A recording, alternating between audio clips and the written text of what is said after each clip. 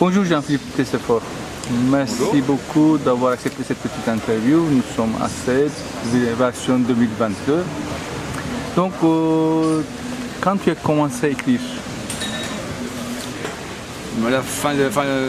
Au milieu des années 90, 1990. Tu as quel âge? J'avais 25 ans. J'ai commencé par écrire du théâtre, des spectacles de rue. J'ai fait aussi la percu pendant longtemps. Je me suis ensuite lancé dans 2 thèses de philosophie. Ça m'a pris 20 ans. Et en parallèle, j'écrivais de la poésie, qui d'ailleurs est concentrée dans cet ouvrage-là. Et puis au bout de 20 ans, après j'ai soutenu ma thèse, la deuxième thèse. Je suis revenu à mes amours premières, c'est-à-dire la conviction qu'entre la poésie et la philosophie, bien sûr, il y avait plus de liens qu'on l'imagine.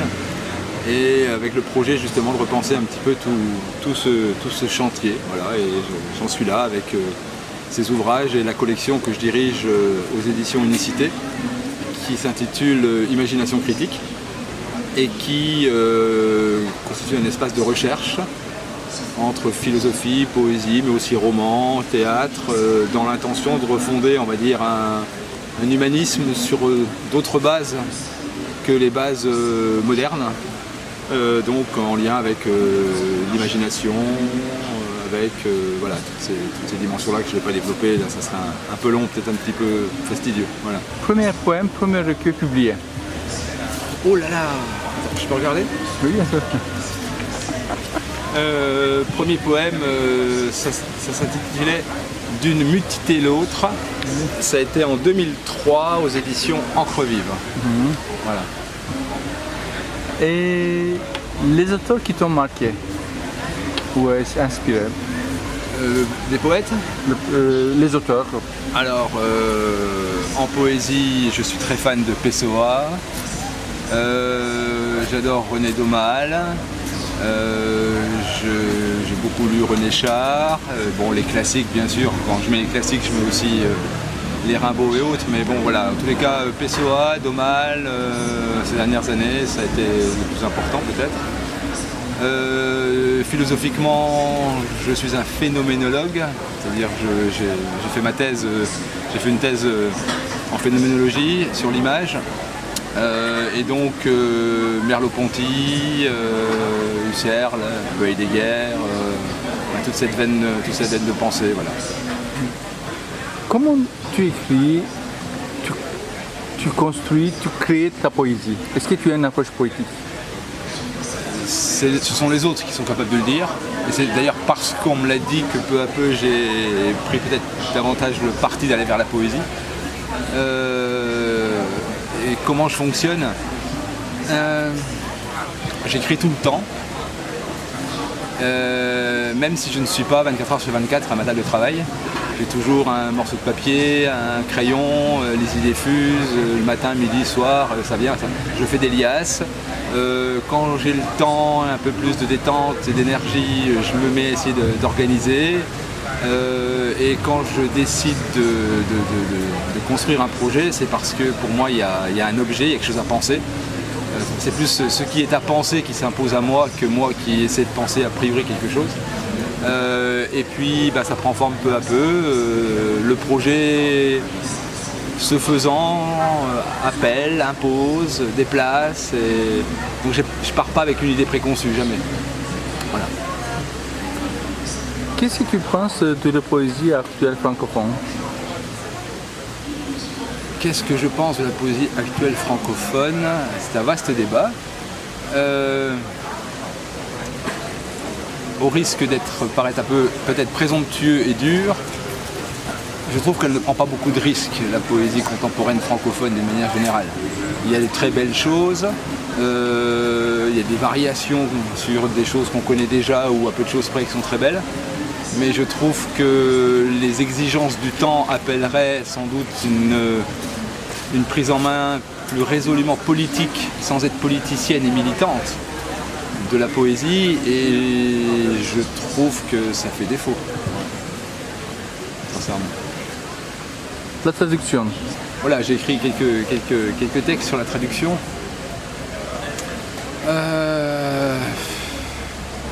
Elle est à la fois nécessaire et en même temps, comment dire, c'est une invention, voilà. Donc c'est à la fois partir d'un texte indéniablement qui est inaltérable. C'est un moyen au fond d'y retourner par le biais d'une autre création à partir de ce texte, parce qu'en fait moi une traduction c'est pas une transposition, c'est pas, voilà, c'est d'ailleurs les meilleurs traducteurs sont les poètes, c'est-à-dire ceux qui saisissent je dirais l'âme du poème et qui vont pouvoir donner un texte parfois très différent de l'original mais qui correspond bien à l'essence du poème, voilà. Donc c'est comme ça que je conçois la traduction pour ma part. Est-ce que tu peux parler un petit peu du domaine sur lequel tu travailles, la philosophie, non? C'est comme on dit dans tous ces états, peut-être, et le reflet, comme on dit, dans ta poésie, c'est des relations. Ce sont quand même deux exercices différents si on se place du point de vue disciplinaire. Quand j'écris un essai philosophique, ça demande effectivement davantage de construction, de références, de notes en bas de page. C'est un chantier différent. Alors que la poésie se construit chez moi de manière beaucoup plus fugace, disséminée, je pourrais presque dire. Mais je ne parle pas de formellement, je parle de vraiment, c'est comme on dit, de l'essentiellement. Ça veut dire, justement, comme on dit, il y a une philosophie qui reflète sur laquelle tu travailles dans ta poésie. Moi c'est ce qu'on peut appeler les conduites, c'est-à-dire les structures qui nous devancent, c'est-à-dire littéralement l'imaginaire qu'on a, notre mémoire qui nous devance et qui nous préjuge, et l'imagination, c'est-à-dire la capacité en même temps que nous avons de ressaisir, déplacer, mettre en cause, réinventer ces mêmes schémas qui font qu'on voit là une femme, là un homme, là un noir, là un turc, là un français, voilà, et qu'on peut déplacer ces catégories, les prendre au sérieux, les chosifier ou pas, avec tout ce que ça peut avoir d'implications éthiques, politiques. La poésie, elle travaille là, quoi. Elle travaille à réformer par la personne elle-même le comportement en un certain sens. Voilà. Tu veux parler un petit peu de collection que tu diriges à... La collection Imagination critique. Mais... Oui, alors c'est une collection qui est un peu transgenre, si je puis dire. C'est très à la mode. Donc elle n'est pas spécialement philosophique, pas spécialement poétique, etc. Elle a une charte. Et comme je le mentionnais rapidement, cette charte se donne pour objet de penser les conditions d'un nouvel humanisme. Moi j'ai du mal à me résoudre à l'idée qu'il faudrait construire la société comme une fourmilière, avec des codes, des passes et des autorisations. Pour moi j'ai l'impression d'être réifié, j'ai l'impression d'être une chose.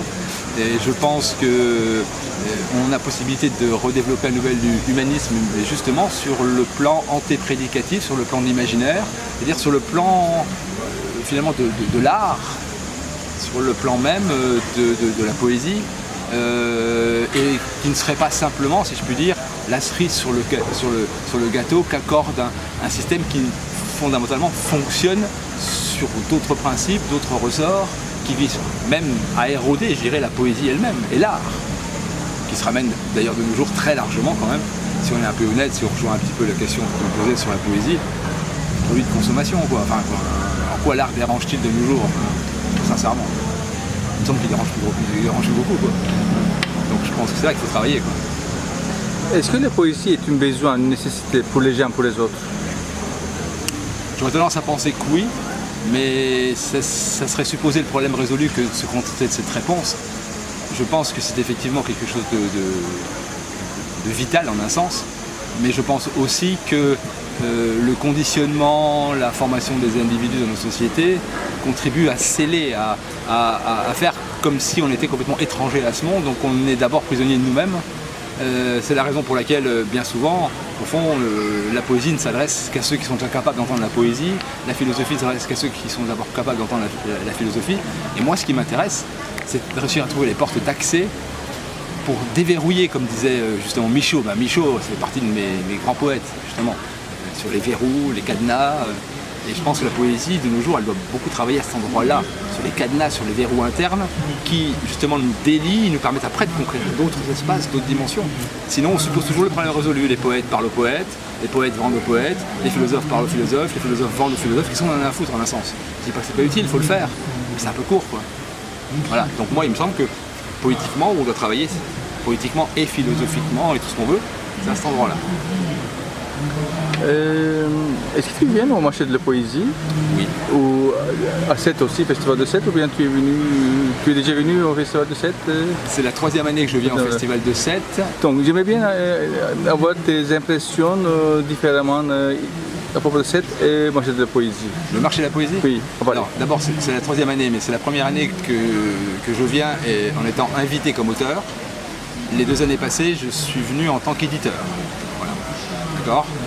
Quant à la comparaison avec le marché de la poésie, disons que moi mes impressions c'est que le marché de la poésie je le connais bien, ça fait des années que j'y vais, mais par exemple j'ai renoncé à m'asseoir à une table pour signer des livres au marché de la poésie, parce qu'il y a tellement de monde, en fait c'est pour croiser des copains, renouer des liens, voilà. Alors que à Sète, ça dure une semaine, il y a des spectacles, des lectures. Alors bien sûr il y a la dimension marché mais qui est quand même un peu secondaire, au fond on ne vend pas tant que ça à Sète. Et là on peut mettre en place des projets, renforcer des rencontres, des amitiés parce qu'on va manger ensemble, on fait des choses ensemble et là on peut construire, voilà. Donc la différence je la verrai surtout là. Merci beaucoup. Je t'en prie, merci à toi. Alors ce livre c'est une anthologie des textes que j'ai pour l'essentiel publié entre 1994 et 2014, justement pendant les années pendant lesquelles j'ai fait mes 2 thèses. Voilà. Donc, voilà.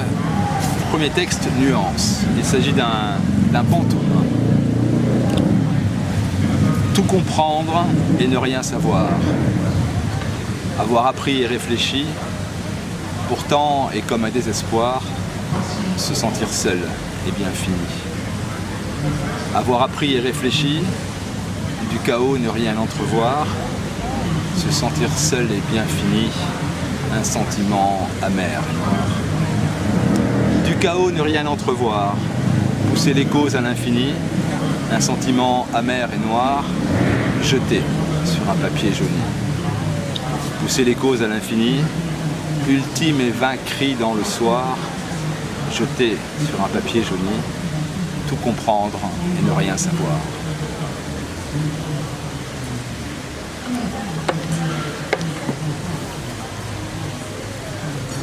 Le deuxième s'intitule Vertige d'arbre.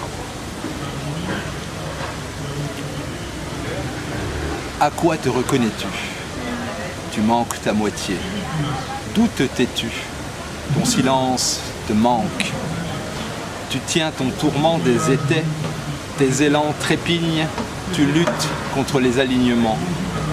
Tu as su tout porter, édens et serments, partages et déveines, mises en boîte et piètre pouvoir. En retraite au comble du bruit, as-tu parfois lieu de délicatesse? As-tu simplement encore lieu? Tonnerre, voici l'heure que tu n'as plus d'habits, pas même d'encre ou de paroles. Pour le reste, cela a fait long feu. Si crépiter te tue, tu frémis de partir, bois d'aubaine. Mais les secrets jadis recueillis te plantent. Décimé, tu t'es maintenu. Comment? Comment après tout cela? Après tout cela et puis rien. Comment prendre la lumière si ce n'est en tournant? Déjà, tu vois de l'Orient. Tu essaies encore et du bout de ta terre, tu sens la joie te gagner par le cœur. L'instant brûle sous tes fleurs. Un extrait? Pas tout à fait. Un trait? À peine. Une inflexion recollante à la résine, tout en vie. Tu te rencontres dans le pinceau, te découvres par le cadre, tu t'abreuves au fût et le tam-tam t'accompagne à la capture d'étoiles. Alors, tu relèves ta nuit et tu puises ton butin au plus près du dehors, là où le fantôme des anciens s'étend à la fabrique de l'ombre. Le germe à l'équilibre retombe indemne dans un temps tu. Troisième poème qui est un ouvrage, c'est l'avant-dernier ouvrage que j'ai publié, qui s'intitule Quatrième poème pour toi.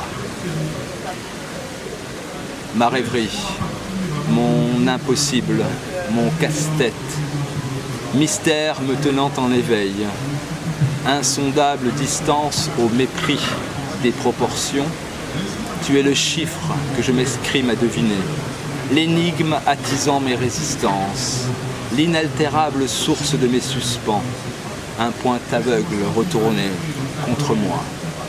Le regard qui me perd, l'aiguillon d'une inextinguible quête, tu es la lumière noire de mon désir de désirer.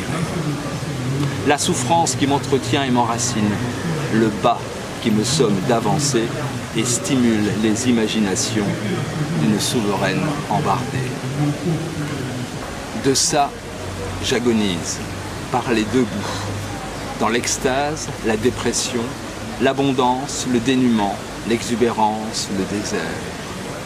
Folie pour folie, tricotage et démaillage, mutualité pendulaire accordée aux harmoniques de ça qui m'éconduit à tout instant, à l'intensité près, de la fureur à la légèreté, du besoin presque nu, inquiétude au souffle, obtuse, à l'aiguille du désir qui gagne, parle les chairs jusqu'à l'entêtement. Aimer ou ne pas aimer la poésie. Quelle importance! Y avoir cru, ne plus y croire, et alors? Retenir une certaine poésie, ne point reconnaître le reste, qu'est-ce que ça fait? Toi, qui aime ou n'aime pas, crois-tu? Qui sait? Toi, qui y croyais, n'y crois plus, vraiment, qui sait? Toi encore, qui n'a élu que et rien que, sincèrement, on s'en fiche. Faut mettre les mains dans le fourbi, la langue dans le cambouis, après seulement, on causera, peut-être. Merci beaucoup. Merci à toi.